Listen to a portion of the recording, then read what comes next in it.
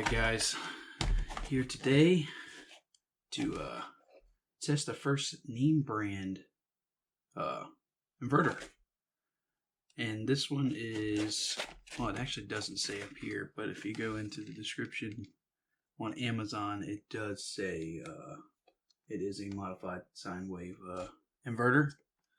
Most of them don't even list up there if it's pure sine wave or modified sine wave. That's why I've been doing these tests. But on the packaging itself, Energizer doesn't disclose that information. And as of right now, let's see, this one has two USB ports at 3.0 amps. So quick chargers, basically 30 watts a piece. And you can power up 3 devices at once, obviously, 2 USB ports and a 120 outlet. And let's see, what else do we have? That's pretty much it. It doesn't say if it has any kind of load protection or overheating protection or anything like that, low voltage protection. I imagine it does. And of course, it gives you a little guide here saying what you can power. It says a digital camera, charger, portable DVD player, whoever uses DVDs anymore. And then you got sound system. A 15, they specify 15-inch LCD screen, laptop, and 14-inch laptop, and 17-inch laptop. Alrighty, well, let's cut this bad boy open. And like I said, this is the first name brand one. I guess say name brand, but it's probably rebranded or branded for Energizer. And I'll try to see if I can find a cheaper one that's made just like this. But I want to say this one was $30. And let's hope it performs better than the $16 ones I've been testing.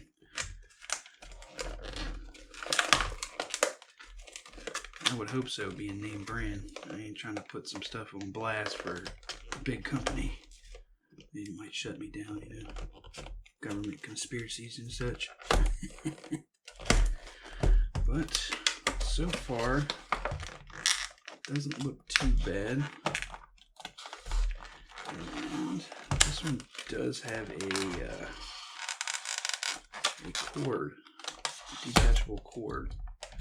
Kind of similar plug to the other one I was using.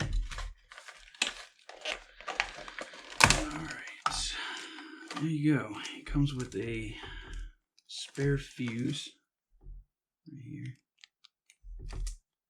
And let's see what they rate this bad boy at. Maybe the amperage. Yeah, I'm getting old, I can't see it.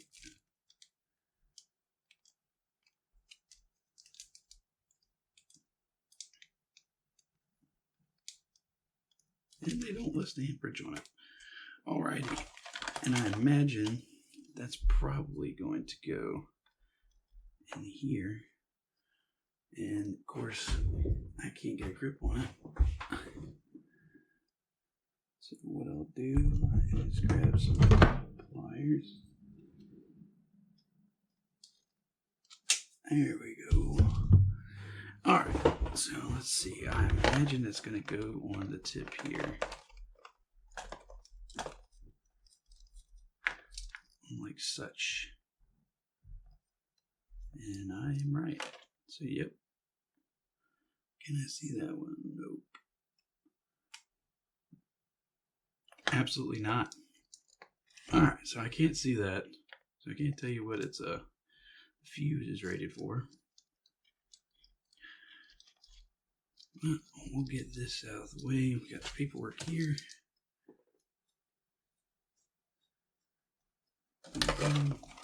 But there's the unit.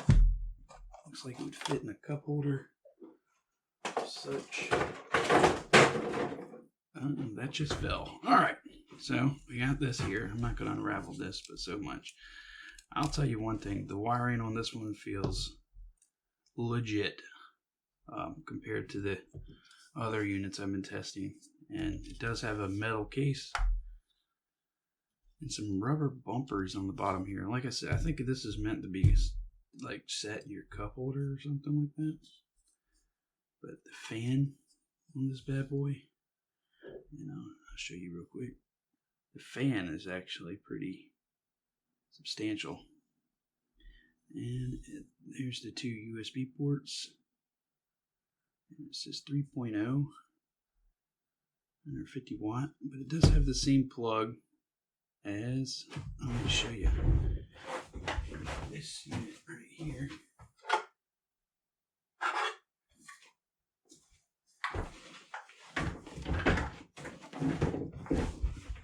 So it does have the same plug as this, and that's the one I tested a while ago. It has the same plug. Look at the size comparison of the wiring. That's substantially larger, even the plug. So someone did the R&D and actually tested this thing, and we're gonna do the same today. But yeah, this little wimpy wiring versus that's a heck of a lot better. Alright, so I'll set this to the side with the paperwork, move this garbage out of the way. That's exactly what it is if you've watched my other videos. So alright, let's go ahead and plug this bad boy in and see what we got. And well, hold on, let me plug this in here before I start her up. I don't like see, I'm guessing more and more is for a cup holder because they got the plug on the end right here. But we'll plug this in here for the sine wave. And there we go. And it is modified sine wave. Of course, this one, the fan doesn't start immediately running at high when you plug it in. But you do have an LED there, as stated in the manual. But we'll slide that over there. So we do have a modified sine wave. And it is at 60 hertz. I'm trying to see what the voltage is.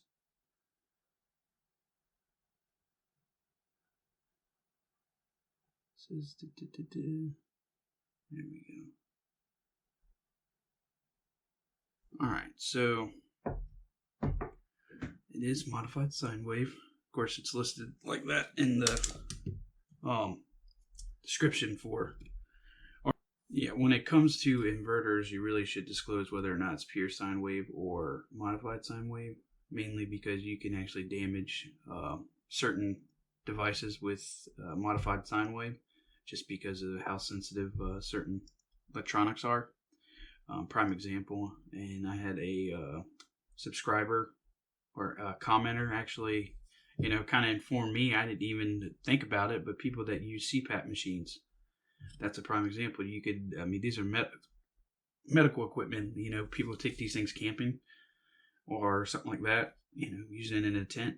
Yeah, it's got to be pure sine wave or else it'll damage their medical equipment. So I guess that would be one reason why I'm testing these. Mainly I want one to blow up, but I doubt this one's going to. This one feels actually built pretty good. So let's go ahead and move on to testing the USB ports. And this one is supposedly 3.0. So we'll put 3 amps to her and see what we got. And I got to plug in the USB tester.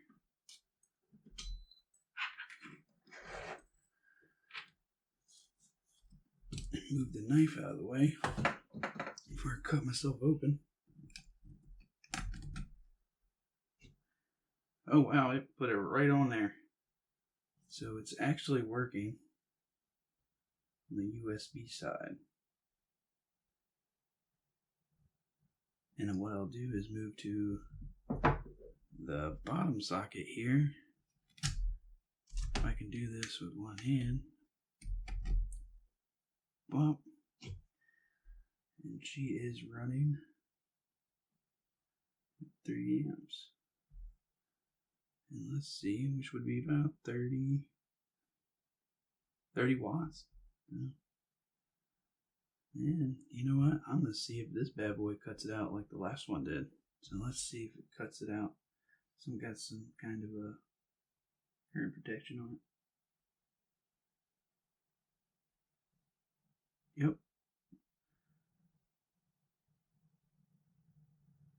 So it's going to cut it out at it's like 3.5, 3.6. Okay. All right, so let's go ahead and move on to testing the inverter. So what I'll do is make sure this is off. Then with this one, I don't have to do some rigging here. I wish some of these had on-off switches though. None of these have on-off switches, and I wish I'd use a different style plug for this because it's always at an angle. So what I'll do is I'll take one of these bad boys and prop it up like that. Alright, so as we got this, we got the test rig going, and we'll go ahead and start pulling some wattage.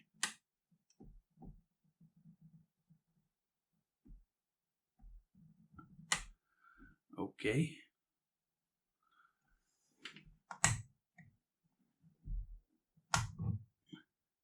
And it didn't do anything.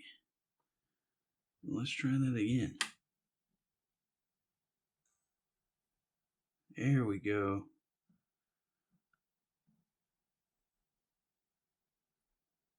And 60, 61, 70 watts. We'll get it up there. And like I said, the light bulb is on. 100.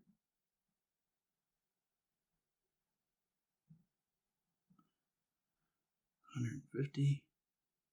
Come on, hit 150. And then we'll do a 5-minute test. All right. 149. I think that's the closest we're going to get.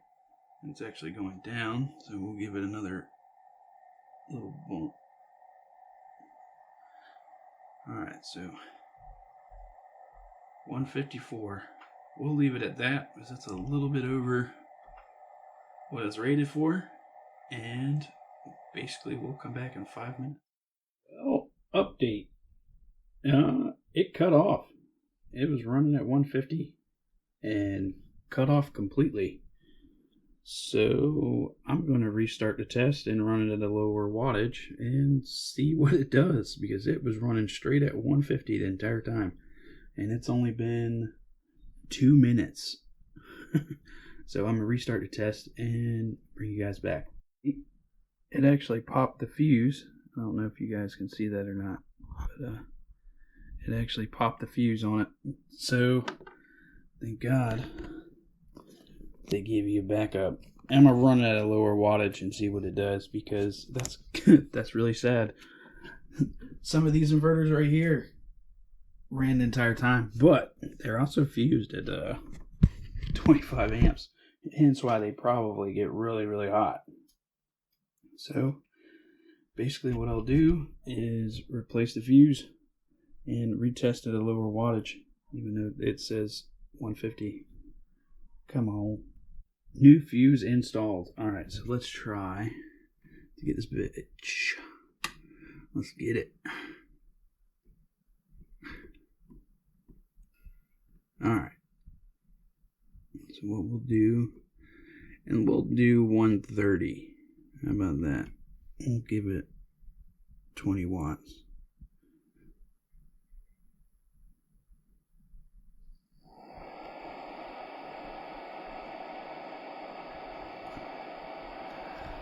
Well, a little less than 130.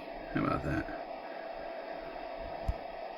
Alright, 5 minutes at 126 watts, and let's see what it does. I'll bring you guys back once it's done. Alright, we are a little over 5 minutes, and so let's see what we got here. Let me turn this camera on first up here. Alright, so that camera's back on. Alright, so this right here, let me see if it's as hot as it was. Wow, okay. Even this is hot. And it's only at 120 watts. And it actually went down from the start because I want to say it was like 126 when we started. It rated at 150, man. And your name brand, well, supposedly name brand. So 122 watts. And she's still screaming. I kind of want to try something. Time to give them the beans. Alright, we're at 0. We're going to see what we got with no fuse.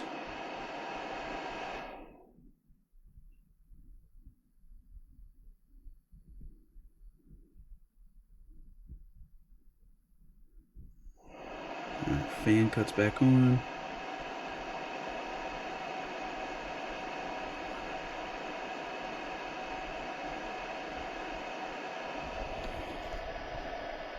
Let's see.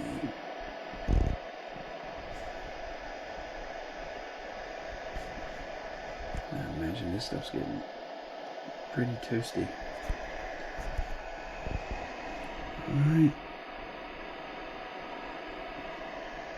Alright, it's maxed out. Hasn't cut off yet.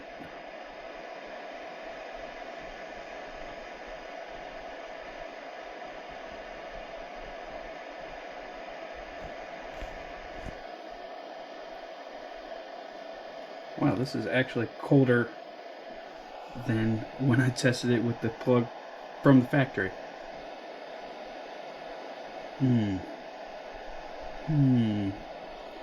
And we got 174 watts going through it right now.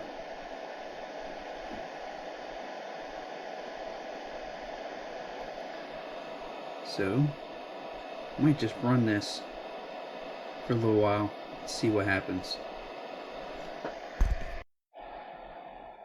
Alright, back at it again, still at 170, which is surprising, but the wiring, it's hot. But I knew that was going to happen, so I was kind of expecting that. But yeah, it's holding 170.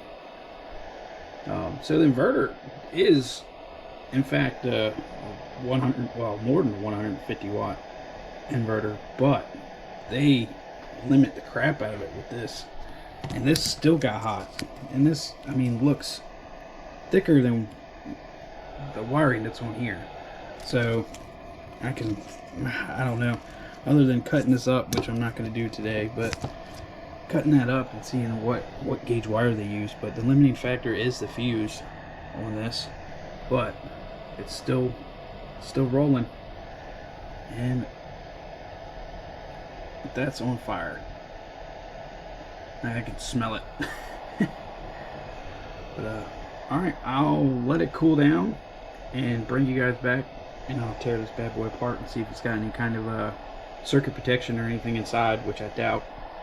But it doesn't have any kind of protection when it comes to what kind of load you put on it, because it's 150 and it's running at 170. So we'll see. I'll tear it down, bring you guys back. It is time to tear this bad boy down and see what's inside. So pull these little rubber boots off of here, because I'm sure that, yeah, there's definitely some screws in there. But 170 watts, hell, that unfused, keep that in mind. And it's actually, this isn't hot at all. I mean, this is probably like lukewarm, I guess you would say. The wires they give you are screaming. So what I'll do is I'll go ahead and pop this front section off here. Actually, I didn't even do this, so I'm not trying to shock myself. Alright, so I doubt it had anything in it, but to be on the safe side, I have shocked myself a couple times.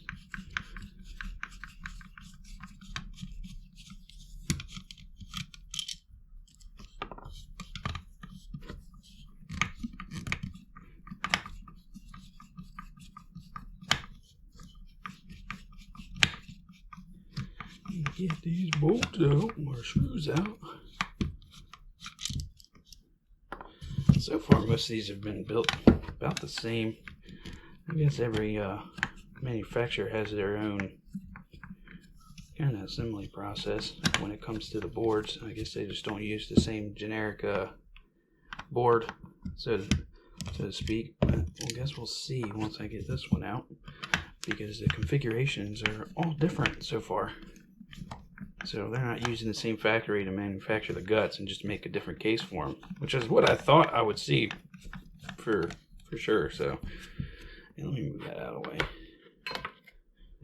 Get that out of the way.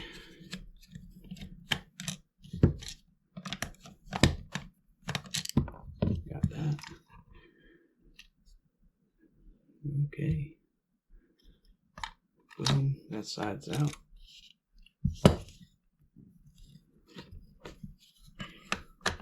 The fan on this thing, it claims to be super quiet, but it is not quiet at all.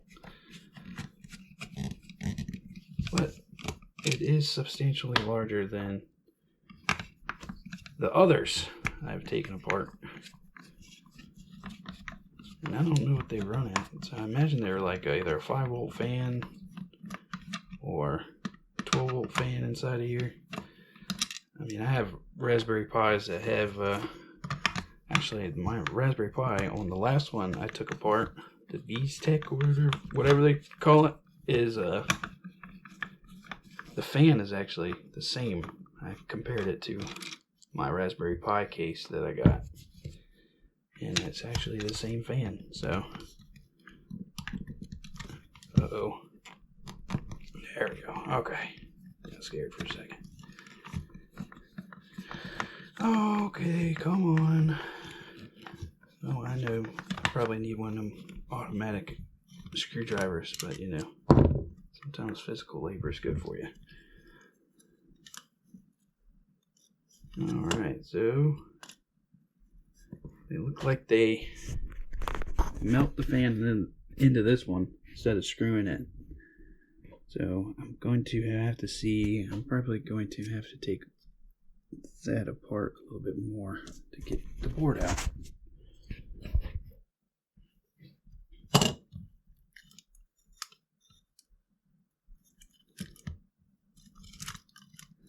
Make sure. Yep. Just like the first one I took apart, it actually has a screw underneath the sticker here.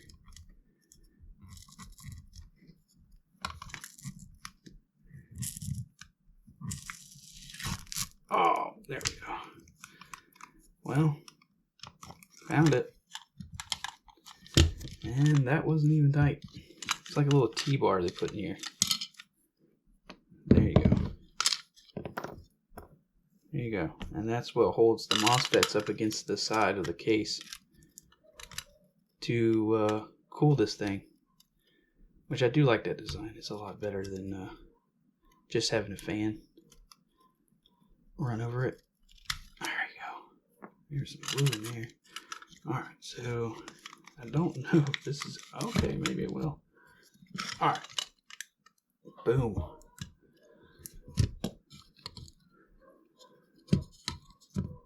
Alright, there ain't much to this bad boy. There you go. And it does have a 25 amp fuse. Again. So, I mean, technically I want to say that's close to 300 watts that it actually technically can push, but the wiring to it, on the other hand, is not going to push that. And there's where the USB ports are. But there you go. And again, with the tiny little wimpy wiring. I mean, I get it. It's probably only, what, 1 amp? 1.8, 1.6 or something amps that are technically this is going to pull. But man, I would think you would put some beefier wiring in there. I mean, it's the same wiring for the fan. Look. for you to run a 200 watt light bulb, but it is what it is. I was really hoping this one was going to blow up, but it didn't. Well, if you like the video, like and subscribe. A lot of these, I mean, they're good for, maybe powering a light bulb, so to speak, or I've said it before, like job site, charging your batteries on your tools, like crucial components and electrical components that are real sensitive. Please don't use these. It will destroy them eventually. It causes a lot of heat in the components, so it'll just melt them down. So, and if you're going to use this one, don't think you're going to power something at 150 watts. It's not going to happen. Unless you buy a beefier cable that has that end with a cigarette lighter plug on it. Because this gets extremely hot.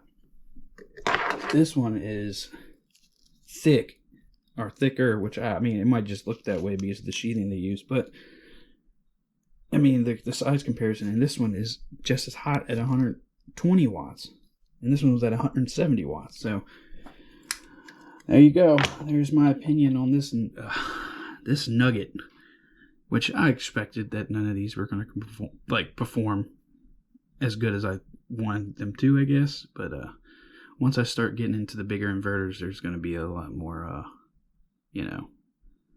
tear down involved. But these are cheap.